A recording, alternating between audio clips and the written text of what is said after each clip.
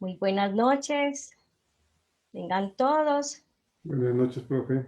Buenas Buenas noches. noches, muy buenas noches, Buenas noches. muy buenas noches tengan. Bienvenidos a este espacio académico del taller del maestro. Entonces vamos a dar inicio. Les habla Marta Nancy Vinas Cortiz, coordinadora del taller del maestro. Y desde este espacio académico pues les damos una grata bienvenida y también el agradecimiento por contar siempre con su apoyo y también con la escucha asidua en este espacio de, digamos que es de crecimiento académico, así lo hemos denominado y lo reconocemos desde allí. Tenemos personas que se están conectando de diferentes partes, desde la región, también de otras partes de Colombia, tenemos también acompañantes desde Chile, además de, pues, de nuestros dos, digamos, participantes centrales, que tenemos otros docentes que nos están acompañando, a los cuales les damos las más sinceras agradecimientos. Entonces, unas breves palabras aquí para decirles que hoy es un día muy especial porque el taller del maestro está celebrando 7 años, ¿cierto?, de estar aportando este crecimiento en lo que tiene que ver con la educación religiosa escolar, en este ciclo de conversatorios que hemos denominado aportes de la educación religiosa escolar en la formación humana desde una mirada pluralista. Entonces, quisiera también darle la bienvenida a nuestro padre rector, padre Beyman Alberto Céspedes de los Ríos, quien nos va a dar un saludo. Padre, bien pueda.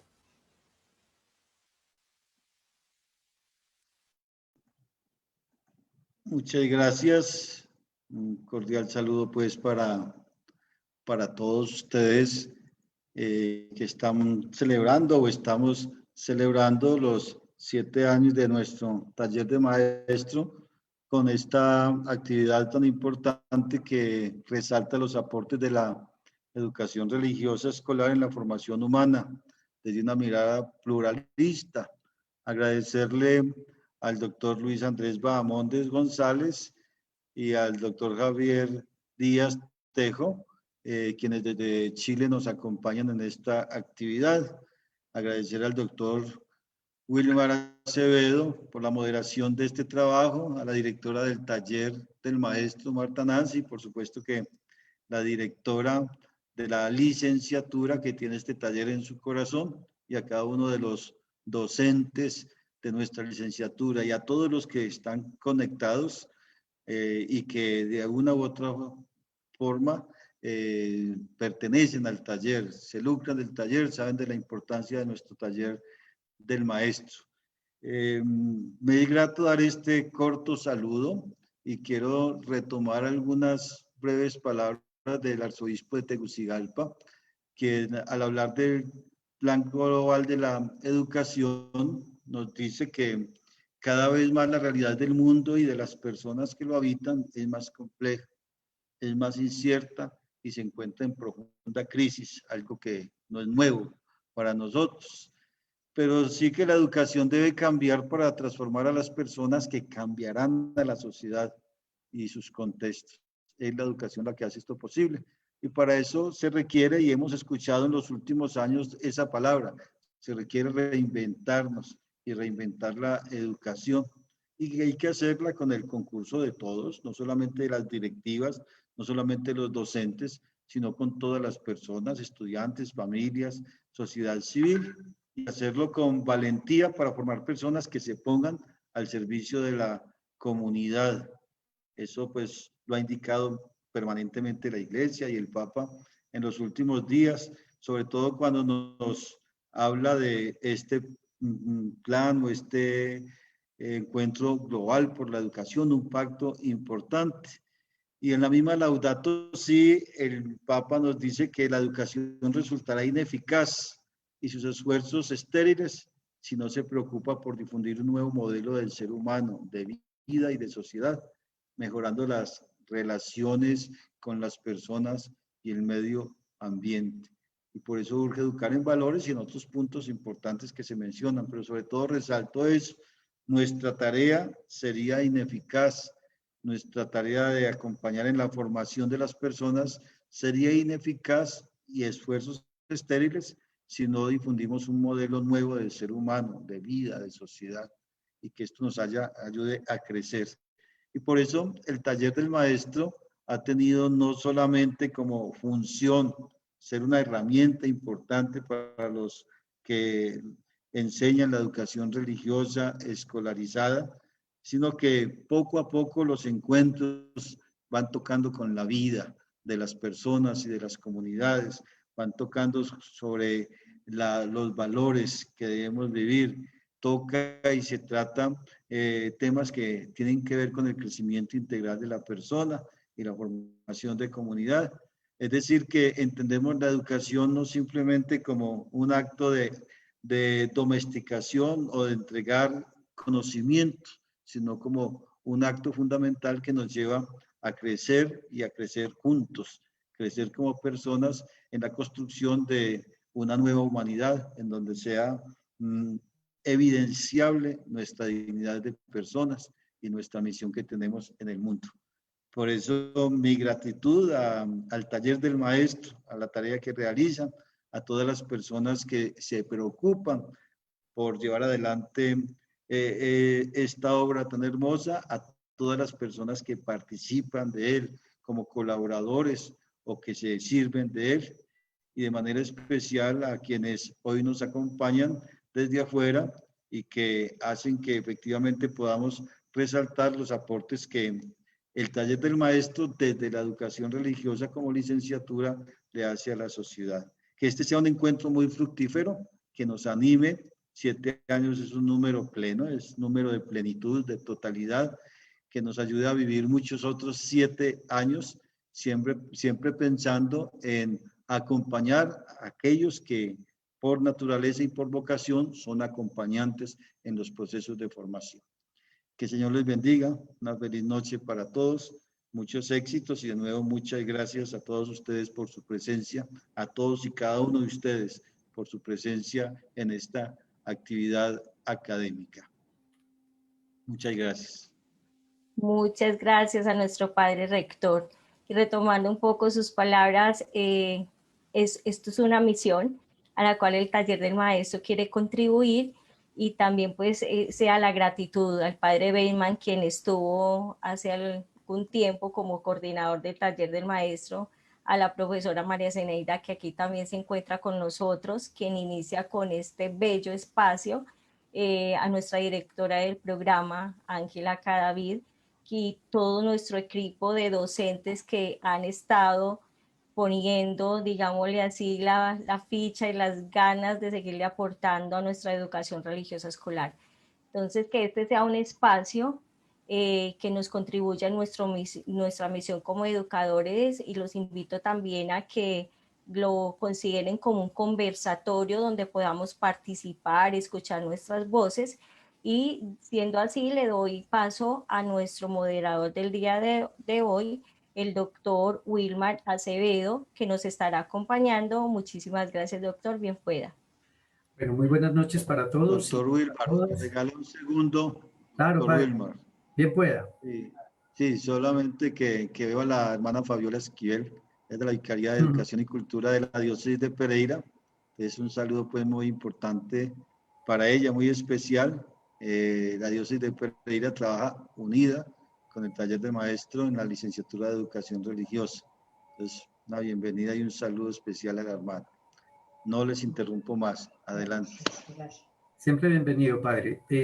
Bueno, estamos muy contentos que nos estén acompañando. Queremos hacer un espacio ágil y provocador, de tal manera que no vamos a tener oportunidad de responder todas las preguntas que surjan en sus mentes y en su corazón. Queremos es como motivar esta discusión, incentivarla. Para eso tenemos el placer de contar con dos pensadores para nosotros, colegas muy importantes de Chile, tenemos al doctor Luis Andrés Bahamontes de la Universidad de Chile, nos acompaña hoy, y el doctor Javier Díaz Tejo del Instituto Escuela de la Fe, Universidad Finesterre.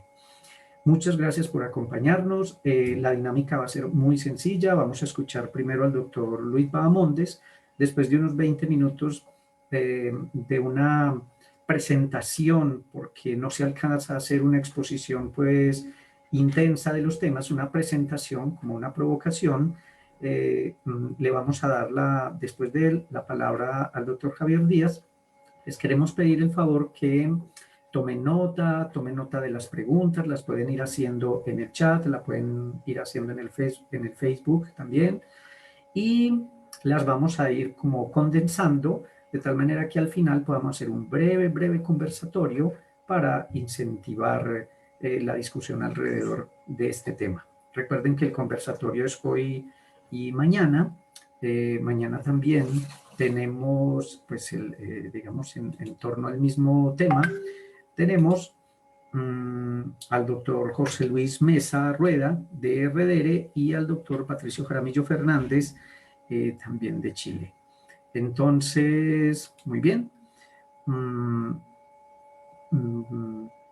Quedan abiertos los micrófonos para el doctor Luis Bahamontes, que haga su intervención, y todas las preguntas que surjan las pueden constatar allí en el chat. Queda la grabación para que sigamos reflexionando en torno a este tema. Es importante porque en los diferentes espacios académicos en los que nos movemos, o no solamente académicos, sino también espacios de fe, espacios de reflexión, de formación humana, estas preguntas también pueden iluminar nuevas reflexiones, de tal manera que este conversatorio no termina aquí, es solamente una motivación para seguir hablando al respecto. Bueno, sin más presentaciones, le damos entonces la palabra al doctor Luis Bahamontes. Doctor, muchas gracias por acompañarnos, por acompañar a la universidad en estas búsquedas que nos interesan tanto en el vínculo de la educación religiosa escolar con la formación humana. Ahorita pues estamos discutiendo en el marco de un pluralismo, si será posible, no será posible. Bueno, mil gracias por estar aquí con nosotros y bienvenido. Buenas noches a todos y todas. Quisiera desde ya agradecer la invitación que me han cursado acá los amigos y amigas de la Universidad Católica de Pereira. Saludar en particular al padre Bateman, a Marta, a Zeneida, a Ángela, por su siempre consideración para tenerme en mente y participar con ustedes y poder compartir algunas de las propuestas que quisiera presentar el día de hoy. Les voy a compartir una presentación que preparé simplemente con el objetivo de hacer un tanto más dinámica la presentación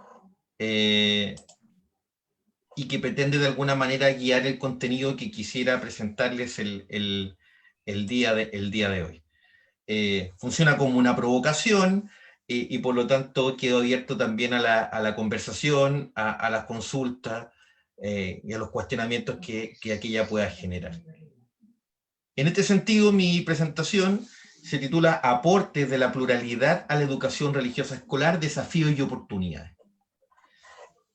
Lo primero que quisiera dar cuenta es que si bien este esquema aquí preparado obedece a los procesos de cambios socioculturales y transformaciones que ha tenido Chile desde la década del 90 en adelante, son muy extensivos, es muy general para poder también aplicarlo y comprender qué es lo que ocurre con el pluralismo, con las transformaciones del campo religioso en el país.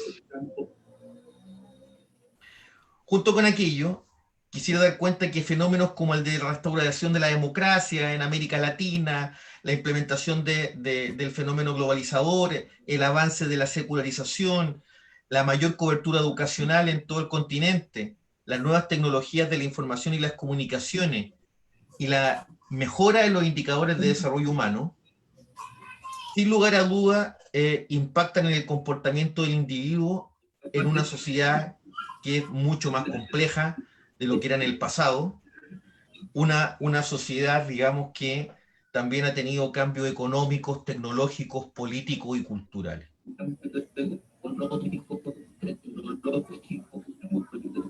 Me parece que hay algún micrófono abierto que se acopla a la presentación. Sí. Agradezco agradezco ahí el sonido. Dicho esto, todo este tipo de transformaciones claramente hablan de un escenario en constante transformación, cambio a velocidades pocas veces vistas, y que impactan en el comportamiento de un individuo en tanto genera efectos, en algunos casos bastante nocivos, fomenta, digamos, el exitismo, el materialismo, el individualismo, el miedo, promueve, sin embargo, también la libertad plena, y por otra parte genera ciertos niveles de desconfianza. Algunos autores nos hablaban de que estamos en presencia durante las últimas décadas, por ejemplo, el mismo Ulrich Beck, de una sociedad del riesgo, de una sociedad de temores permanentes, de incertidumbre, de constantes amenazas. ¿Qué duda cabe en el contexto actual que estamos viviendo en el contexto sanitario? No obstante aquello, cuando llevamos aquel macro escenario, lo llevamos a una mirada, digamos, vinculada a lo religioso, también hay que hacerse cargo de algunos conceptos que están presentes en el análisis de transformación y cambio en su vertiente religiosa. Una de ellas, que probablemente todos ustedes conocen, es que se comienza a hablar, particularmente de mediados del siglo XX en adelante, de una suerte de desencantamiento del mundo, el desencantamiento de lo religioso tal como lo conocíamos. Comienza a emerger uno de los conceptos de nuestro conversatorio, la idea de una mayor apertura, un mayor pluralismo, el quiebre de las hegemonías, el quiebre de lo monopólico, en fin. Comienza a avanzar paulatinamente, sobre todo en nuestra región, se habla con mayor certeza de los efectos de la secularización en la sociedad civil, por ejemplo. Y por otra parte, también se comienza a hablar de racionalización de lo religioso, de que hay determinados fenómenos que se desacralizan, que lo que era religioso antiguamente o considerado así por la población, hoy día ya no lo es, pero aquello que era secular muchas veces hoy día es sacralizado. Simplemente los doy como algunos ejemplos de un proceso que está en constante transformación, que implica nuevos desafíos, particularmente para la educación religiosa, y que va a implicar cambiar ciertos paradigmas de comprensión para poder abordar la realidad de la educación religiosa en un contexto que es cada vez más plural. Cuando hablamos de pluralismo, un primer punto que quisiera hacer en mi presentación, quisiera, digamos, que comenzáramos a comprender el pluralismo no simplemente como una ampliación de las opciones religiosas a diferencia de lo que ocurría en el pasado. No es que antes había un número determinado y hoy día hay muchas más. Eso implicaría entender el pluralismo desde una manera bastante limitada y de una manera que simplemente se concentra estadísticamente o numéricamente en las opciones a las cuales puede acceder un sujeto. Los invito a pensar el pluralismo como una ampliación de fronteras de lo religioso. Una ampliación de fronteras que va a implicar que las instituciones, por ejemplo, el mundo católico, el mundo evangélico, tendrá que entablar diálogos sí o sí, no solo con otras denominaciones religiosas que antiguamente constituían minoría en la región, sino que también tendrá que contemplar el diálogo, la discusión, el acuerdo con aquellos colectivos de la sociedad civil que muchas veces interpelan las propuestas que hacen las instituciones religiosas. El pluralismo no, en este nuevo modelo societal, posmoderno, si lo queríamos llamar así, no implica simplemente la convivencia con los otros, comillas, pares, sino que también comprende una convivencia con todos aquellos que estén dispuestos al diálogo.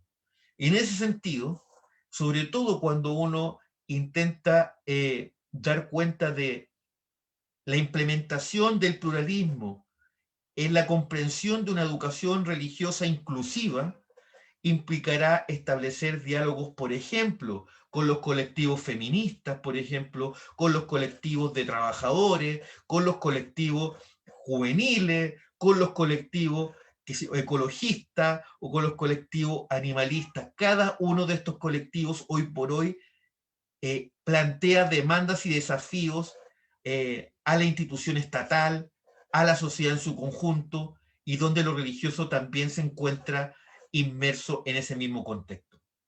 Por lo tanto, en gran medida, lo que los invito a cuando pensemos el pluralismo, no lo pensemos simplemente en ampliación de elecciones religiosas de mayor denominaciones, si también planteamos el pluralismo como una ampliación de frontera, no solamente de instituciones con las cuales dialogar, segundo punto, sino que una ampliación de las fronteras de lo que potencialmente nosotros podríamos considerar como lo religioso o lo sagrado. Lo religioso o lo sagrado tiene la particularidad que hoy día se digrega, está fragmentado, es móvil, es dinámico, en fin. Y es uno de los grandes también, comillas, desafíos, que es ponernos de acuerdo qué es lo religioso, qué es lo sagrado. Si antiguamente lo teníamos bastante claro, porque lo enmarcábamos dentro de lo institucional, dentro de la iglesia, dentro del templo, dentro de una institución o denominación determinada, claramente en un contexto de mayor pluralismo, de mayor globalización, de mayor intercambio de información, las concepciones de lo que es religioso, de lo que es lo sagrado, han sido traspasadas. Y eso implica también un nuevo desafío. Hoy día, producto de la autonomía del individuo, digamos, cada sujeto define qué es lo religioso en términos particulares. ¿Dónde está el gran desafío? Es que si lo religioso era convocante de una comunidad o de un colectivo, podríamos preguntarnos, digamos, después en el conversatorio, qué es lo que convoca, qué es lo que congrega, cuál es el sentido de comunidad que hoy día todavía hace sentido al resto de la población y que lo religioso pretende garantizar. Junto con aquello, solamente una cita de un investigador español, es importante considerar en esta propuesta plural que las nuevas religiosidades contemporáneas multiplican la oferta de bienes simbólicos de salvación, dice él, y posibilitan la diversificación de opciones individuales disponibles ante demandas asociativas o institucionales de compromiso más o menos estrictas. Son sujetos que ya no están necesariamente dispuestos a acatar a un liderazgo particular, sino que son sujetos que poseen, como señalaba en la primera diapositiva, mayores niveles de instrucción educativa, que sienten que pueden interpelar a aquella autoridad, que la pueden cuestionar, que pueden participar del debate y que por lo tanto pueden también legítimamente distanciarse de aquel. Otro elemento que quisiera incorporar al debate es el conglomerado de juventud. Una juventud que distintas denominaciones han denominado como la generación del futuro, la que tendrá que lidiar con estas transformaciones y cambios, de las cuales he hecho una pequeña síntesis en esta sociedad del riesgo, en esta modernidad líquida, en esta hipermodernidad. Cambios culturales que, como señalaba Peter Berger, el destacado sociólogo, han generado una crisis de sentido. Crisis de sentido que lleva a los sujetos a potenciar algunos síntomas generados, vinculados, por ejemplo, a se sienten bastante más solos, sienten, digamos, mayores temores, sienten, digamos, que no son acogidos por ninguna institución. Si a eso sumamos en estos cambios socioculturales que hoy día en el mundo occidental se descree, se ha perdido confianza en todas las instituciones, es un fenómeno occidental. En la clase política, en los sectores económicos, se duda de la ciencia, se duda de las instituciones eclesiales. Si antiguamente eran confiables, hoy día son menos confiables que ayer, en fin. Por lo tanto, estamos en presencia de una crisis generalizada de instituciones que, con cambios socioculturales bastante vertiginosos, que provocan una crisis de sentido en los sujetos, y que aumentan la sensación de incertidumbre en ellos. Si a eso sumamos que otras estructuras que daban sentido a los sujetos, como la familia, tampoco poseen la estructura del pasado. Antiguamente hablábamos de la familia nuclear, hoy día hablamos de la familia diversa, de las constelaciones familiares, de posibilidades que eran impensadas hace 50, 60 años atrás en términos de reconocimiento público. Estoy pensando en la familia homoparental, por ejemplo. Si analizamos todos estos cambios y hablamos de pluralismo, el pluralismo implica el reconocimiento, la aceptación, el diálogo, la convivencia, con todas estas nuevas configuraciones que esta nueva etapa, que esta nueva era, de alguna manera, nos está planteando como verdaderos desafíos. También implica un desafío, obviamente, para las instituciones religiosas y también para el mundo educativo. Las dinámicas bajo las cuales fuimos educados nosotros, qué duda cabe que tendrán que ser modificadas en el futuro. Hoy día, a propósito de la coyuntura de pandemia, eso ya está siendo una realidad. Nuestras clases virtuales, hemos perdido, digamos, la interacción cara a cara clásica que la sociología había explicado latamente en distintos escritos. Hoy día estamos en presencia de la educación, de la interacción de características virtuales que altera, modifica o resignifica nuestras relaciones. Lo hemos señalado, tanto familia, sistema educativo, en un contexto mediado, circundado por una cosmovisión religiosa, provee claramente sistemas de significado que, si bien no son los del pasado, merecen tener un espacio en la discusión pública. Son en estos contextos, entre otros, el sistema educativo, la familia y por otra parte también ciertos espacios religiosos en los cuales los sujetos todavía adquieren valores.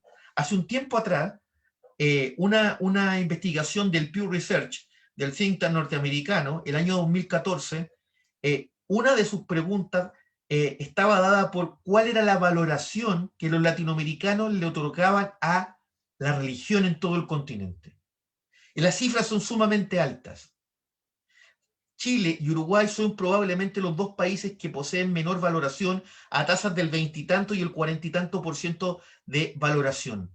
No obstante, siguen siendo cifras muy altas. O sea, a pesar de la secularización, a pesar de las transformaciones del campo religioso, a pesar del descrédito de las instituciones, los latinoamericanos siguen otorgando una valoración muy alta a la religión en términos generales.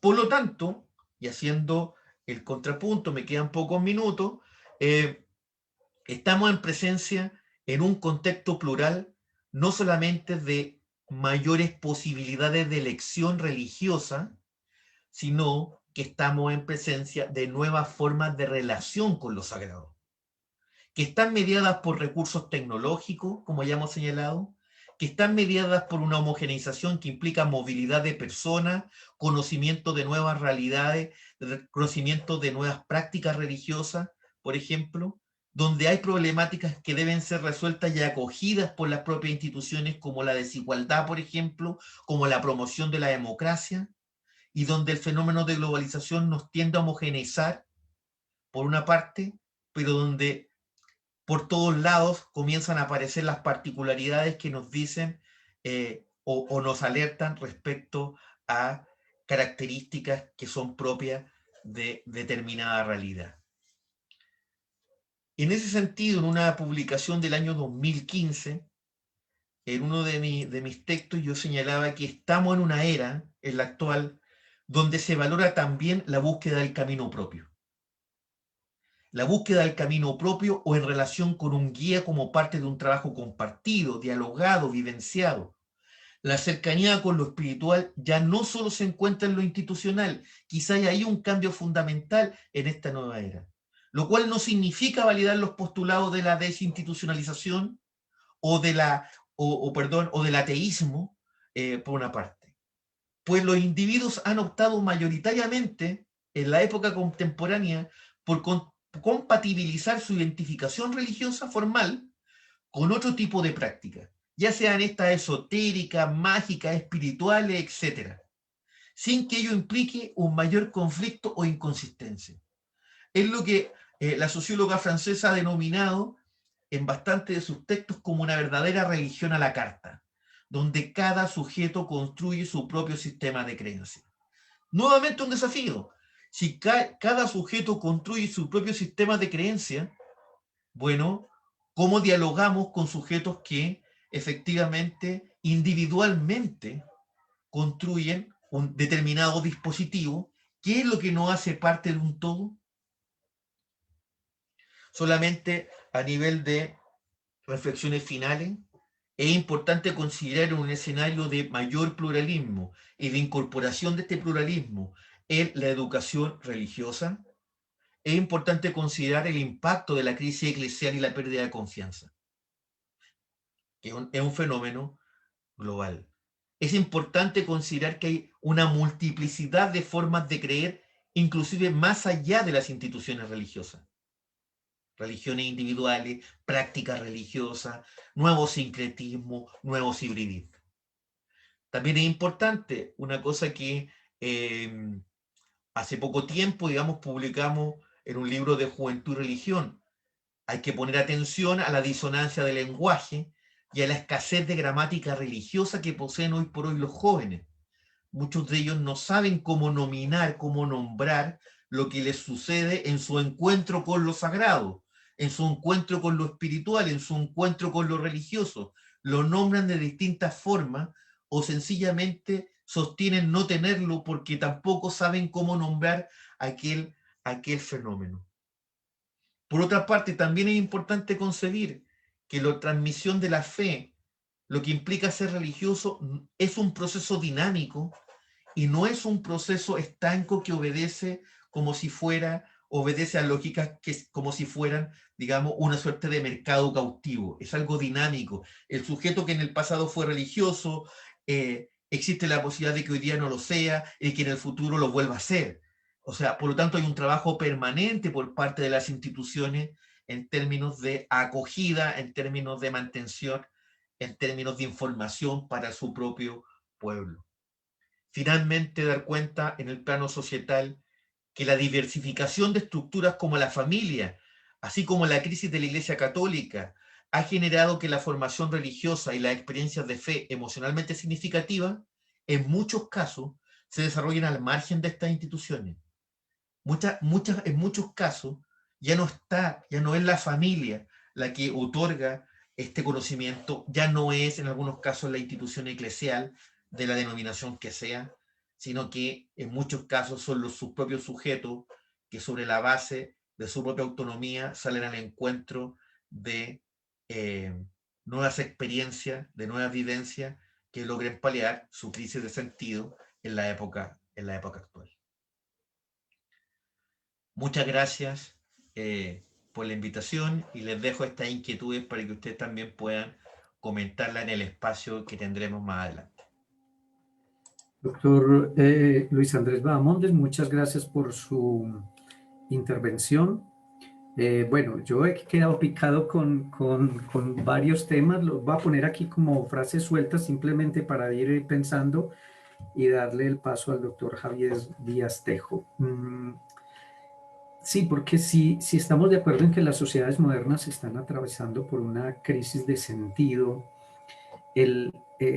la opción del pluralismo resulta importante, pero efectivamente no un pluralismo como ampliación en la contemplación de las posibilidades, sino también estaba pensando yo, comprendiendo el pluralismo también como una responsabilidad de asumir una posición propia incluyente, ¿no?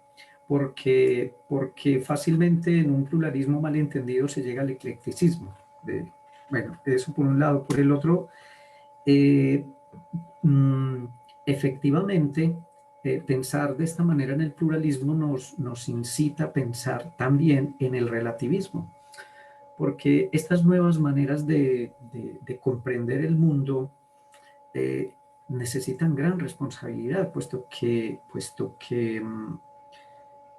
digamos, hablando del relativismo epistemológico, del relativismo moral, pensar que que no es posible encontrar verdades, digamos, universalmente vinculantes o obras objetivamente buenas, nos arrojaría también al reino de las certezas de cada cual, en donde se haría realmente imposible conversar, estar de acuerdo, dialogar y construir sentido. Nos arrojaría más bien como al campo del sinsentido. Estaba pensando yo también que pareciera mostrar todo este panorama que usted nos presenta, me induce a mí como a pensar en la necesidad de enfocar la mirada hacia la educación de la trascendentalidad misma de la vida, como que estas situaciones que usted nos presenta también van vaciando de sentido al ser humano y lo clavan en la inmanencia y en la preocupación por lo cotidiano, de tal manera que lo desconectan de lo que yo llamo la trascendentalidad misma de la vida. Entonces, muy interesante, doctor, su propuesta. Vamos a dejar estos temas aquí como en la mesa para entablar una conversación final. Muchas gracias. Bueno, le damos la palabra al doctor Javier Díaz Tejo del Instituto Escuela de la Fe, Universidad Finisterre, Chile. Bienvenido, doctor. Muchas gracias por compartir con nosotros. Tiene usted la palabra. Primero que todo, agradezco a los responsables del programa Taller del Maestro de la Universidad Católica de Pereira su invitación a formar parte de este coloquio que celebra un año más de esta valiosa iniciativa en el campo de la educación religiosa escolar. Así que feliz cumpleaños. Sí, muchas gracias. Saludo a todas las autoridades de la Universidad Católica de Pereira que están presentes, así como a todos los académicos y estudiantes de esta comunidad universitaria. Un atento saludo también a los demás asistentes que están conectados y siguen estas transmisiones en línea. A los doctores Vilmar Acevedo y Luis Bamontes, mi compatriota, también un cordial saludo a la distancia. Se me ha invitado a compartirles en unos minutos algunos comentarios acerca de los aportes de la educación religiosa escolar a la formación humana desde una mirada pluralista. Como en cualquier aspecto de la existencia, este asunto que se propone a mi consideración puede ser enfocado desde diversos puntos de vista. Pero, ¿qué decir en pocos minutos que sea relevante para ustedes que me escuchan? Al pensar en esta solicitud, me di cuenta que el título que tiene el coloquio que han creado para esta celebración, si yo le hago leves variaciones, me ayudará a esbozar una reacción de base que tengo ante este tema. Y puesto que mi reacción integra tres aspectos muy distintos entre sí, lúdicamente, ya que estamos en una celebración, la presentaré subrayando esos aspectos a partir de los tres colores que tiene un semáforo con sus significados tradicionales. A ver si me hago entender. Así entonces me pregunto, ¿la educación religiosa escolar puede ser un aporte a la formación humana desde una mirada pluralista? Y ante esta pregunta yo respondo con un rotundo sí. Son evidentes los aportes que la educación religiosa escolar podría dar a la formación humana de todas y todos los estudiantes. Sin pretender ser exhaustivo, propongo algunas contribuciones troncales o ejes que puede tener la educación religiosa escolar en ese sentido.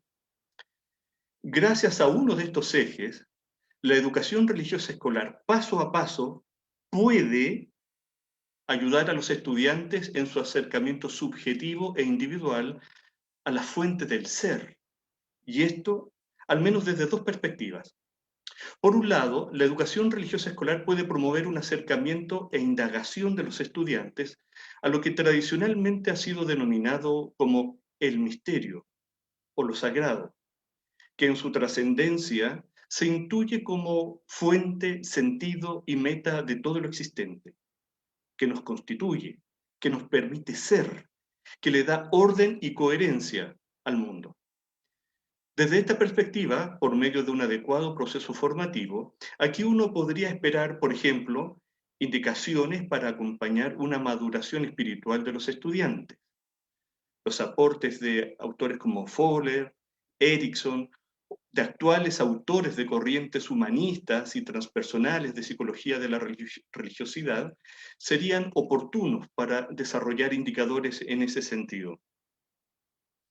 Pero en esta perspectiva, cabe también la pregunta, ¿por qué algunos creen y otros no? Porque en una sociedad pluralista no todos son creyentes religiosos, institucionalizados me refiero, y no son pocos quienes se declaran agnósticos y ateos.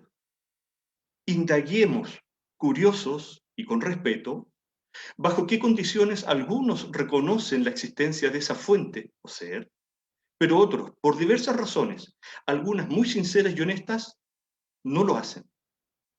Por esta vía, entiendo yo que la fenomenología de la religión ofrece evidentes aportes.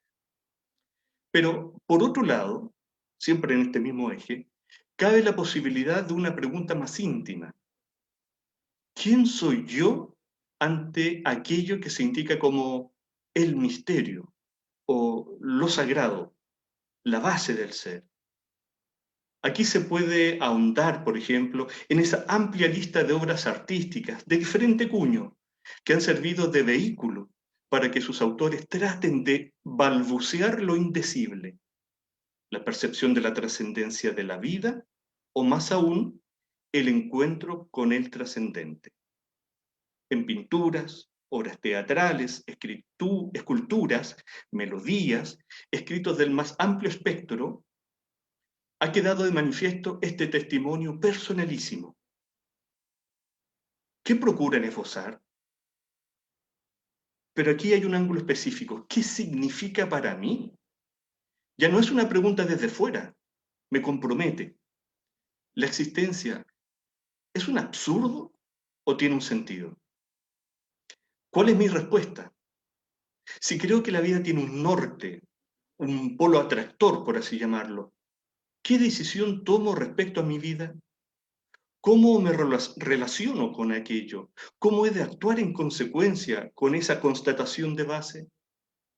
Sea que crea en una fuerza, en un ser personal o en un valor máximo, ¿qué determinación he de tomar?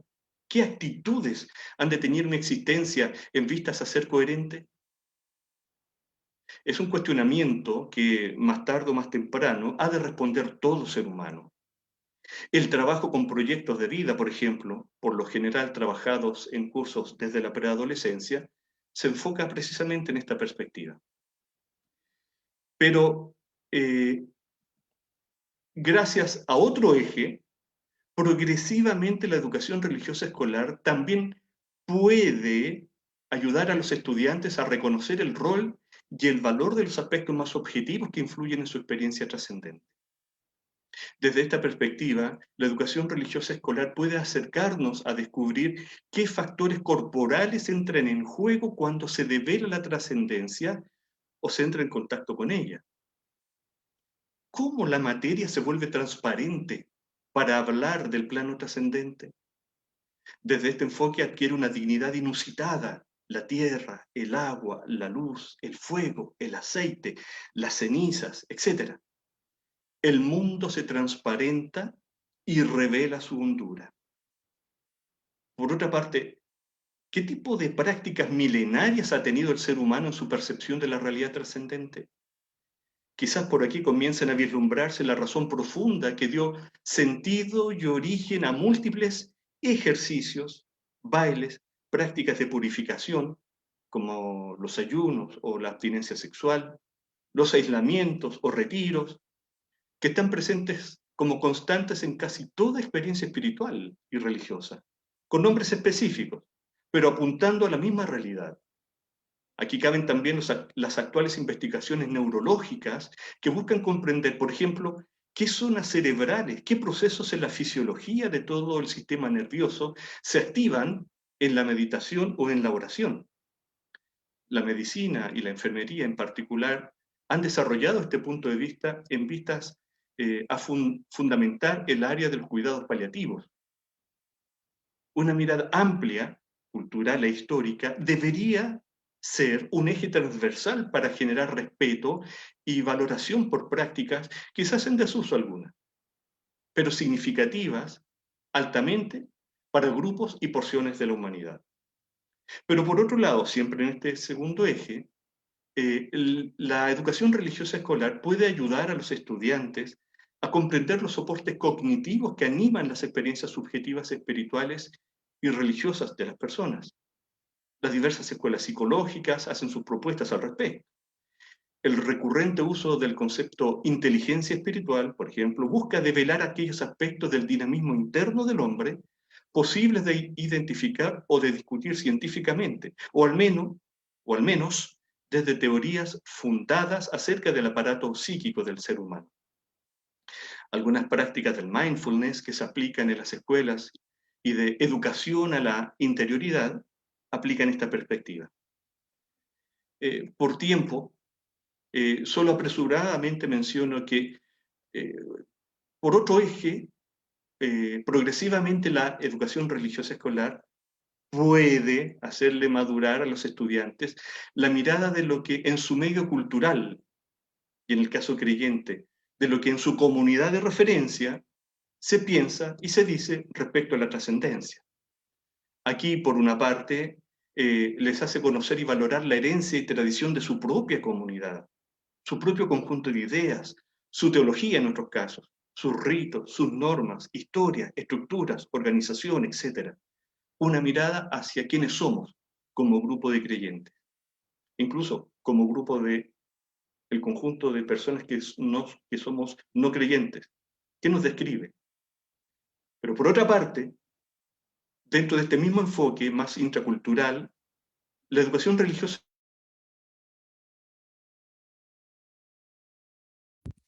Disculpe, doctor Javier, el micrófono está cerrado.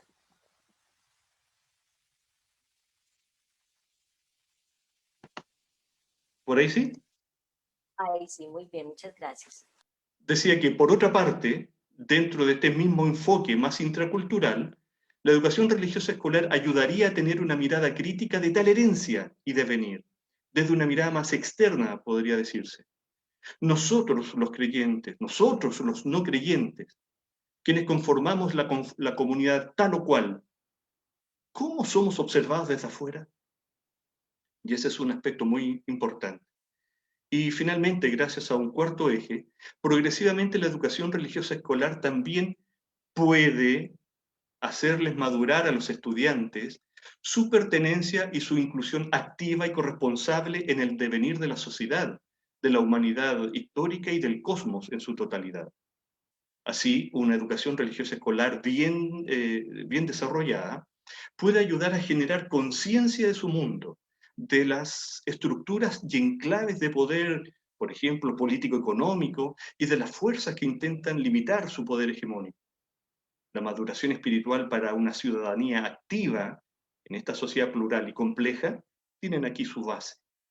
Pero por otra parte, la educación religiosa escolar puede ayudar a las y los estudiantes a descubrir el rol único de la perspectiva religiosa, de las comunidades y de las instituciones religiosas en el crecientemente complejo tejido sociocultural, con sus exigencias de diálogo, tensiones y desconfianzas mutuas. Lo que he dicho posiblemente, lo que he dicho hasta el momento, posiblemente ofrezca un rostro de la educación religiosa escolar que pocos han visto. ¿En qué colegios se da este tipo de clase de religión, cuyos aprendizajes esperados aportan a todo tipo de estudiantes? Por esta razón, planteo esta otra pregunta. Segundo punto de mi respuesta. ¿La educación religiosa escolar es un aporte hoy a la formación humana desde una mirada pluralista? Y yo creo que habría que responder de manera negativa en muchos casos. Y esto lo digo porque las más de las veces los gobiernos no terminan de aplicar en sus directrices educativas las grandes definiciones antropológicas que aparecen solemnemente en sus constituciones, donde en la mayoría de los casos se reconoce la dimensión espiritual de toda persona y las leyes generales de educación tienden a afirmar que promueven, sí, sin duda, la educación integral de los estudiantes. Pero ¿qué dicen los hechos? ¿La espiritualidad acaso es una dimensión de los escolares, de las escolares, de la cual se hace efectivamente cargo el Estado, al menos igual a como lo hace de su dimensión cognitiva? ¿O descansa simplemente en lo que hagan las instituciones religiosas? Ustedes ya adivinan la respuesta. Tampoco se avanza, pues la academia no termina por clarificar la identidad de la educación religiosa escolar, aún en deuda con la época de cristiandad, apegada indebidamente a la catequesis, sin todavía basar su ejercicio en una aclaración epistemológica. ¿Cuál es nuestro objeto de estudio? ¿Y cuál es el modo apropiado de acercarnos a él?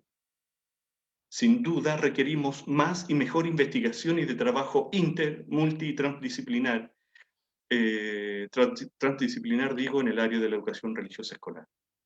Y si el asunto de la identidad no está claro, no es sorpresa entonces que con estos antecedentes, la formación profesional que ofrecen las instituciones de educación superior, menos mal que este problema no lo tiene Colombia, menos mal, suele apuntar, digo, a formar teólogos con habilidades pedagógicas, diría yo, para el campo escolar. Una cuestión sería oportuna dejarla instalada. ¿Cómo reorientar la formación inicial docente y los programas de capacitación continua de educación religiosa escolar para que los estudiantes de esos programas logren desarrollar las competencias necesarias para saber acompañar en el futuro la maduración espiritual de sus alumnos? Por otro lado, no se avanza porque a su vez las instituciones religiosas en los programas de educación religiosa escolar, no solamente en el caso de la Iglesia Católica con la educación religiosa escolar católica, no solamente en ese caso, las instituciones religiosas, digo, han tenido un enfoque de formación generalmente exclusiva para los fieles de su propia opción religiosa. En consecuencia, no se han preocupado de la formación espiritual de base de sus estudiantes, futuros docentes. Han supuesto la adhesión plena de sus estudiantes a los valores que profesa su grupo religioso y no han valorado de modo sustantivo el contexto sociocultural como el espacio en el que deben crecer y hacer madurar la religiosidad de los escolares. Es frecuente escuchar las quejas de las autoridades religiosas ante el mundo plural y secularizado, sin ver sus oportunidades. En una mirada más hacia las bases, las instituciones diocesanas, por ejemplo, que acompañan el desarrollo profesional docente, me refiero con esto a las vicarías, a los departamentos de educación diocesanos, fomentan esta misma línea endogámica. Y para abultar más, las editoriales, por su parte, de modo coherente con este cuadro, elaboran textos casi catequísticos a veces, o en otras ocasiones importan de otros países, para nuestro caso en América Latina, desde España, importan, digo, libros de enseñanza religiosa escolar que en ocasiones solo miran el hecho religioso, pero rara vez superan la perspectiva logocéntrica, intelectualista, sin buscar aprendizajes más complejos e integrales. Y muchos subsidios van en esta línea. Entonces, propongo esta última pregunta.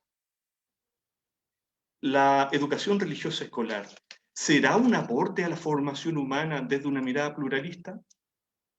Y en este caso, mi respuesta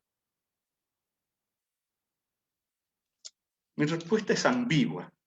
Creo que la tentación es grande para que la educación religiosa escolar se quede encerrada en modelos tradicionales.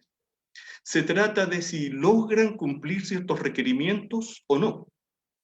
Y quisiera compartirles algunos de ellos.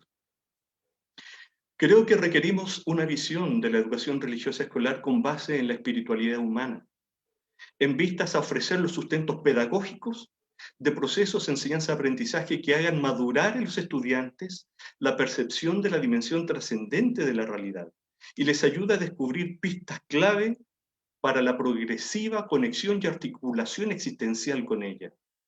Y para ello se necesita de modo previo una discusión académica contundente de las bases epistemológicas de esta área del conocimiento, la educación espiritual. Y esto va a ser posible cuando las instituciones de educación superior generen equipos de investigación que se enfoquen en o en realidad en cualquier aspecto de la educación religiosa escolar, equipos preferentemente de tipo multidisciplinario, que enriquezcan la discusión con expertos extranjeros. El diálogo profesional y fraternal serán claves para generar procesos de generación de conocimientos en el largo plazo. Los equipos docentes de cada institución superior también tienen sus desafíos, qué duda cabe. ¿Qué comprensión compartida de espiritualidad asumir? ¿Cómo hacer las delicadas transposiciones didácticas para convertir esa mirada en procesos pedagógicos actualizados desde el punto de vista de diseño curricular, de planificación de unidades, de estrategias didácticas afines, de instancias evaluativas pertinentes? ¿Desde qué teoría pedagógica? ¿Qué modelo seguir? ¿Cómo levantar experiencias pilotos en este sentido? Que tanteen terreno, al menos para decir por aquí no. Optando, eso sí, por estrategias que hagan a los estudiantes co-constructores del conocimiento, que de modo cooperativo despiertan y ejercitan sus habilidades, no simples y pasivos repetidores aislados. Las novedades que aquí se produzcan, por otra parte, a fin de que no queden reducidas a una élite de expertos, deberían llegar rápidamente a los cientos, a los miles de docentes que están en ejercicio en esta asignatura. Para ello, creo, habría que optimizar los procesos de formación permanente de estos docentes, en alianzas estratégicas entre unidades académicas con organismos locales y nacionales de las religiones institucionalizadas, óptimamente también entre ellas. El diálogo interreligioso también aquí, en el ámbito de la educación, es clave.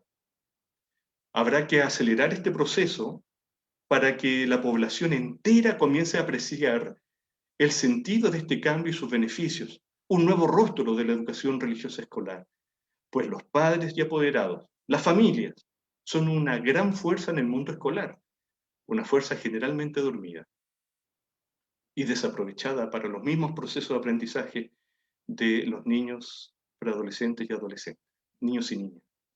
Las mismas autoridades de la Iglesia Católica, ahora si me permiten enfocarme en nuestra Iglesia, también tienen una delicada tarea. Por de pronto, abandonar no solo en las palabras, sino también en los hechos, el modelo de catequesis familiar, que sirvió, llamado catequesis escolar, para un mundo que hace rato ya no existe, que ya no tiene que justificar la presencia de esta asignatura desde su dimensión profética, sino al menos también desde una urgente acción diaconal, pues cabe mejor servicio hoy que ayudar a todos los escolares, a niñas, a niños, preadolescentes y adolescentes, a neutralizar el devastador efecto materialista del modelo neoliberal en que está encerrado al menos todo Occidente, y ayudarles a activar su sensibilidad trascendente. Solo así tendremos generaciones, nuevas generaciones, con mayor conciencia ecológica y planetaria, que se plantean el desarrollo de todas sus potencialidades, pero con humildad, sabiendo que tales capacidades, por activar, les fueron regaladas. Nuevas generaciones que aprendan a mirarse mutuamente desde la amistad, a relacionarse desde el lema Fratelli Tutti, cada uno siendo fiel a su conciencia en el seguimiento de aquello o de aquel que le da sentido a lo real.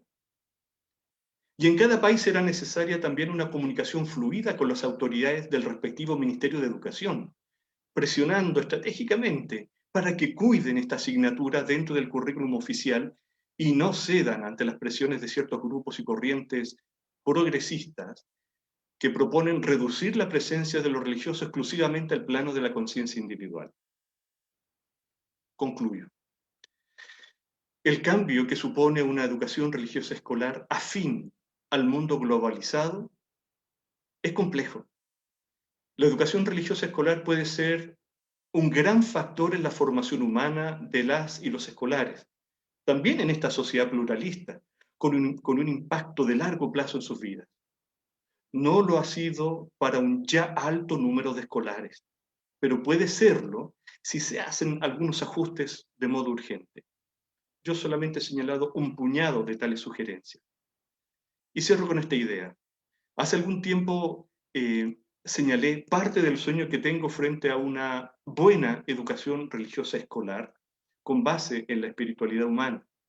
Y dije que gracias a esta asignatura, espero que las y los estudiantes exploren y disfruten la dimensión trascendente de la existencia, cuiden de su propia maduración espiritual, hagan uso de diferentes medios para desarrollar su espiritualidad, que se informen acerca de los procesos fisiológicos y psicológicos que sostienen su experiencia espiritual, que acojan críticamente la herencia de su comunidad de pertenencia espiritual, que valoren lo que las personas bien informadas y de buena voluntad aprecian y critican de su comunidad de pertenencia, que descubran qué rasgos propios de su cultura afectan positiva o negativamente el desarrollo espiritual de sus miembros, y que descubran qué procesos socioculturales actuales son amenazas y oportunidades para su desarrollo espiritual y el de quienes los rodean.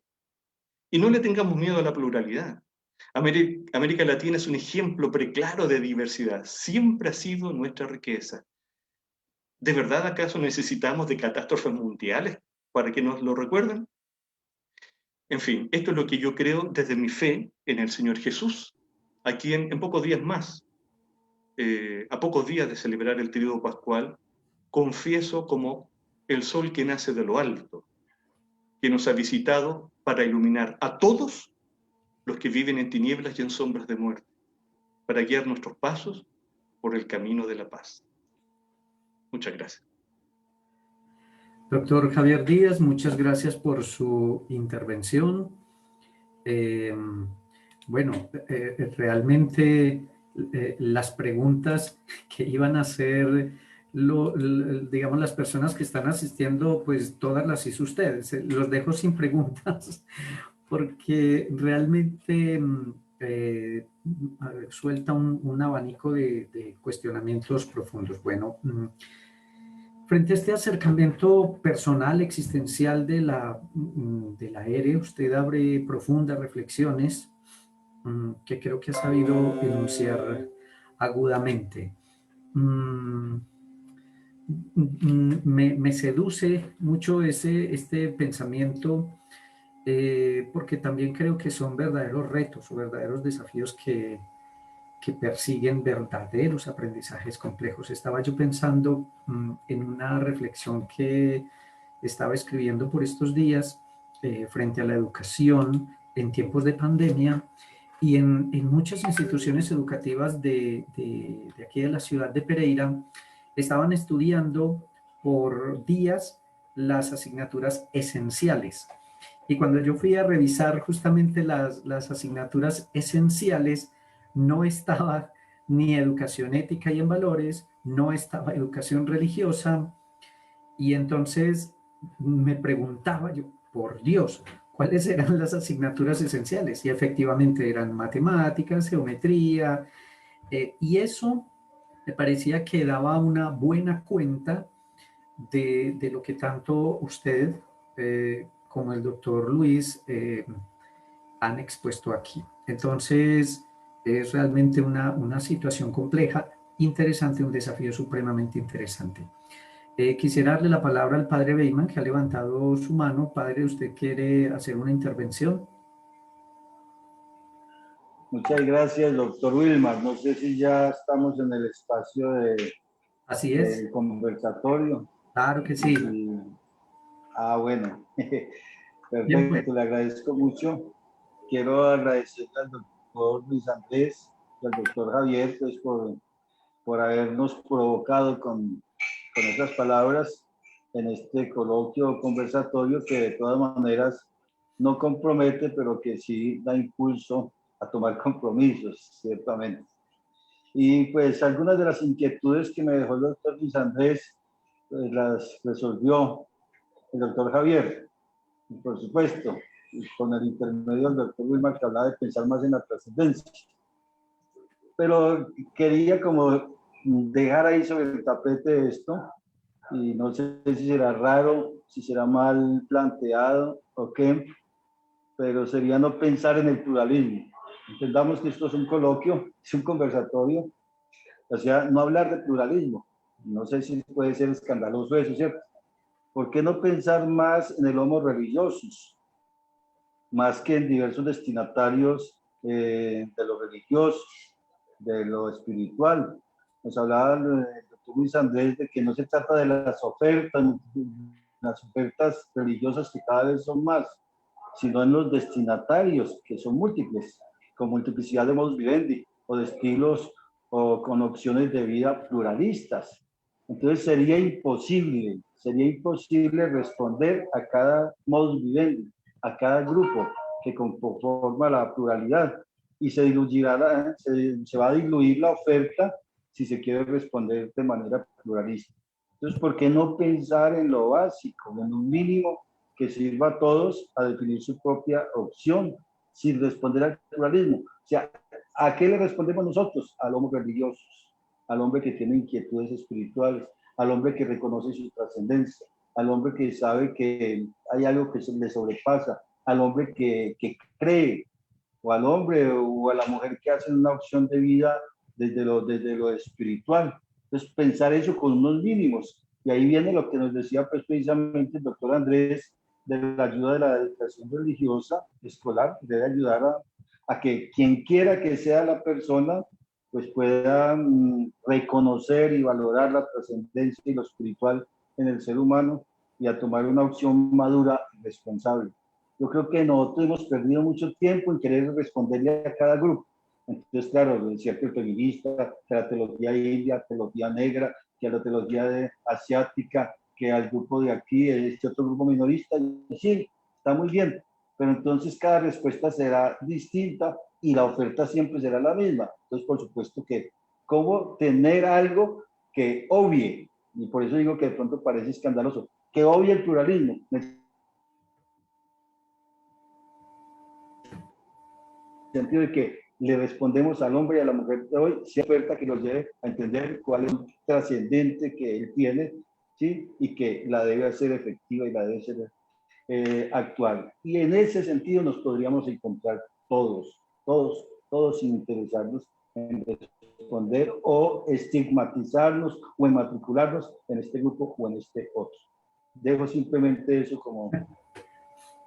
Muchas gracias, padre, por la intervención. Yo quisiera proponer lo siguiente. Quisiera proponerle tanto al doctor Luis como al doctor Javier que se atrevieran a comentar algo acerca de lo que el mismo padre Beyman propone y tratar como esta otra inquietud que yo les propongo, porque más bien una intervención de cada uno, y cerramos con esto el conversatorio, so pena de no hacerlo muy largo y entonces hacerlo tedioso. Más bien, terminamos aquí esta parte e invitamos mañana a las personas a que asistan al conversatorio también a las 6:30, porque como dijimos inicialmente, la idea es incentivar y motivar, no agotar. Entonces, yo quisiera pedirle el favor al doctor Luis y al doctor Javier que si tienen algún pronunciamiento frente a lo que nuestro rector ha dicho, y esta última, si hay algo que se les quedó por decir, quisieran decir adicional, y si tienen un autor, un libro, un recomendado para las personas que están aquí. Por ejemplo, cuando el doctor Javier estaba hablando digamos, de la importancia del vínculo, de lo espiritual en conexión con lo material, digamos así, con la tierra, la dimensión horizontal, estaba yo pensando en San Francisco de Asís o en San Buenaventura, en una propuesta supremamente interesante, bueno, que cada uno tiene. Entonces, bueno, seguramente ustedes tendrán para el auditorio alguna recomendación, una lectura, un autor frente a estas cuestiones que estamos conversando. Si les parece bien, entonces hacemos una intervención corta a cada uno y de esa manera vamos terminando. ¿Le parece bien, doctor Luis? Sí, me parece perfecto. Bueno, adelante. Sí, valoro las palabras del padre Bateman, son bien provocadoras, como él señaló, respecto, digamos, a la propia conceptualización de pluralismo, pero entiendo, digamos, cuál es el objetivo que él plantea de buscar ciertos mínimos comunes. Eh, no obstante aquello, yo creo que el pluralismo, lejos de, como conceptualmente, lejos de desaparecer, hoy día se instala como una garantía reconocida, digamos, por organismos internacionales, por derechos humanos, pero también como una parte fundante de los procesos constitucionales, ya sean estos respetados o no. Hoy día, digamos, la diversidad, si entendemos el pluralismo como en uno de sus componentes, a la diversidad como uno de sus núcleos, pareciera ser que se fortalece en vez de debilitarse. Ahora, quisiera retomar dos elementos en esa discusión. Eh, en tu comentario señalabas también, Wilmar, la idea de el peligro del eclecticismo, el peligro del relativismo. Efectivamente, digamos, uno podría leerlo en esa clave.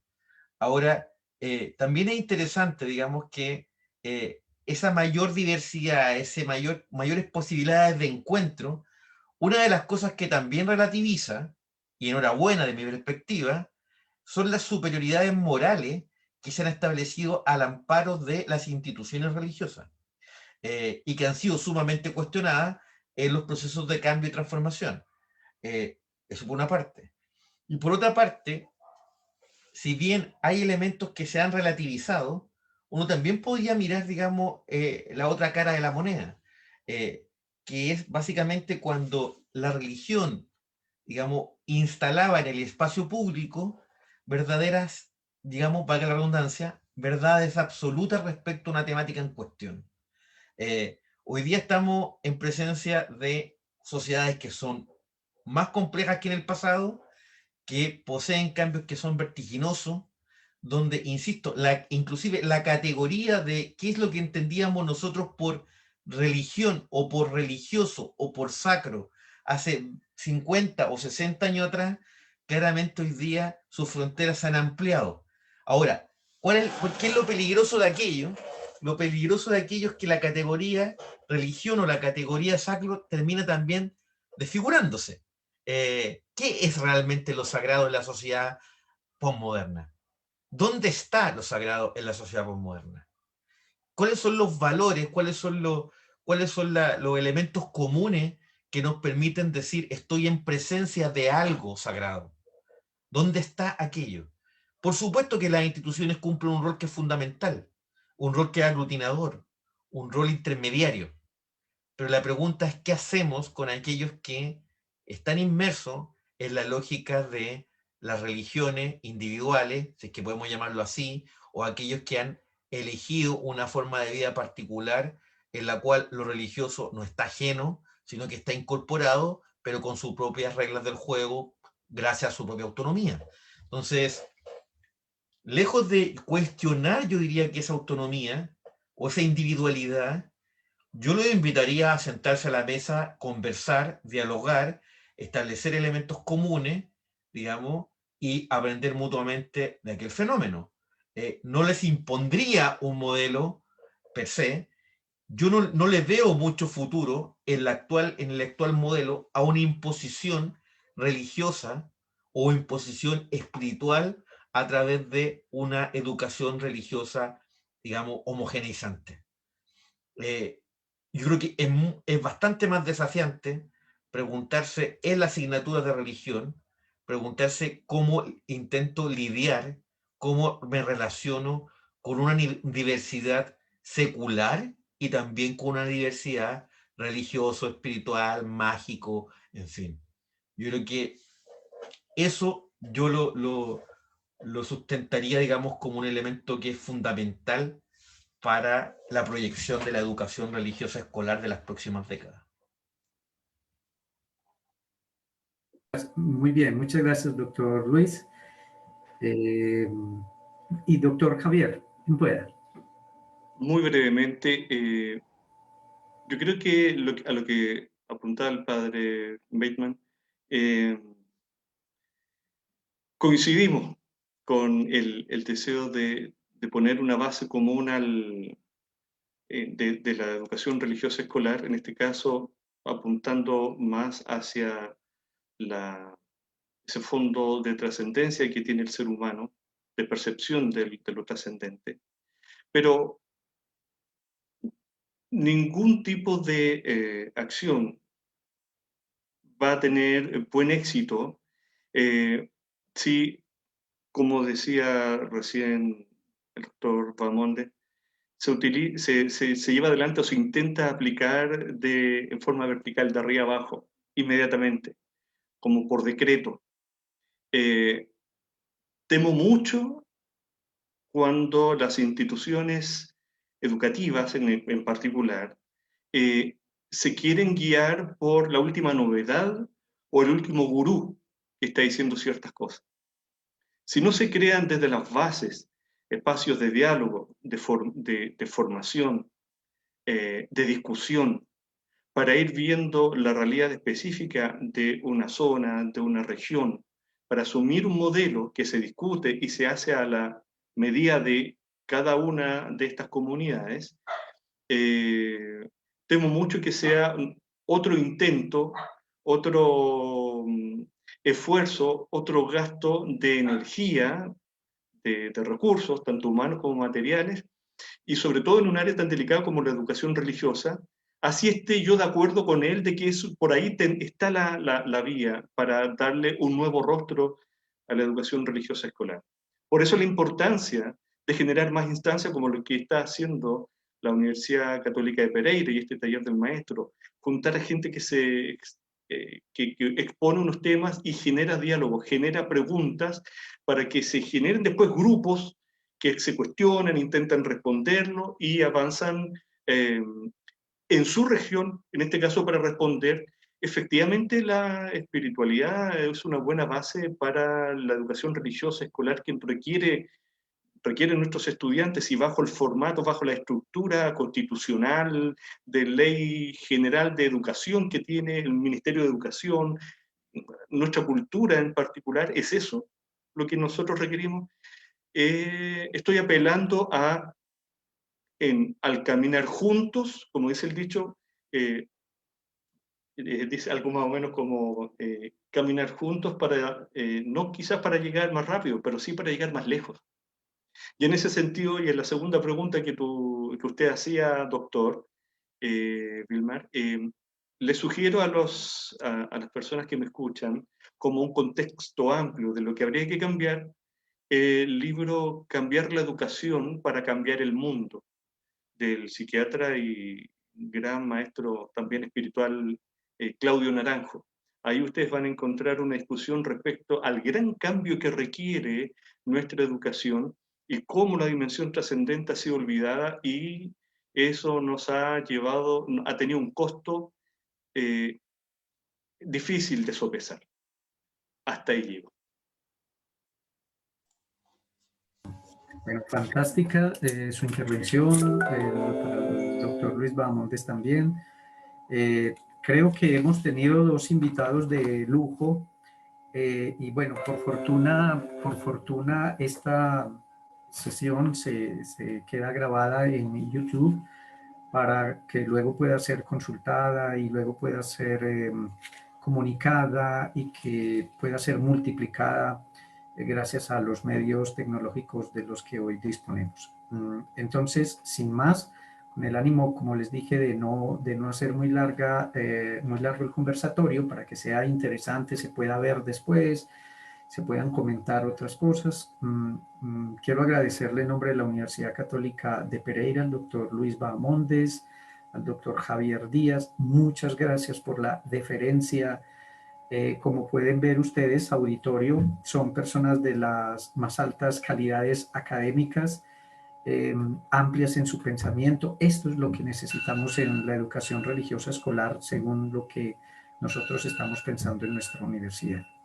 Entonces, con esto cierro el conversatorio. Mil gracias a todos ustedes por participar, por estar atentos a estas actividades del taller del maestro. Y quisiera dejar como en manos de Marta Nancy la última despedida, y de Ángela Patricia, tal vez si está. Mil gracias a todos. Sí, claro que sí. Solo me resta dar las gracias, que como lo ha dicho el doctor Wilmar, estamos en presencia de dos grandes de esta temática en educación religiosa escolar. Los aportes que nos han dado son supremamente significativos para, digamos, reflexionar al respecto y pues invitarlos a que mañana nos acompañen a seguir este conversatorio. Aquí tenemos también al doctor Luis Mesa, que nos ha estado acompañando y precisamente va a ser uno de nuestros participantes centrales mañana. Y con esto pues me voy despidiendo y dejo entonces el micrófono a la doctora Ángela. Muchas gracias, Marta. No, pues muchas gracias a todos.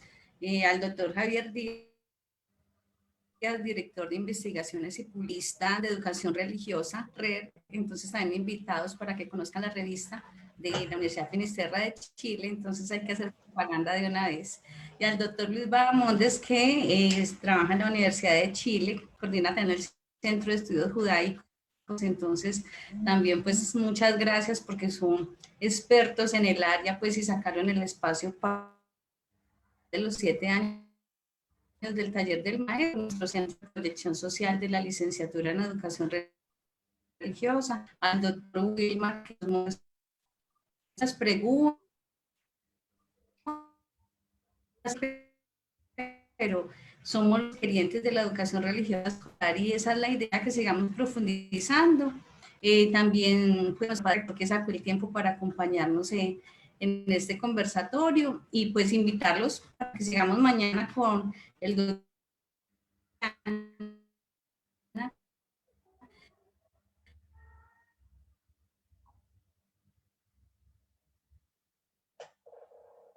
Chile,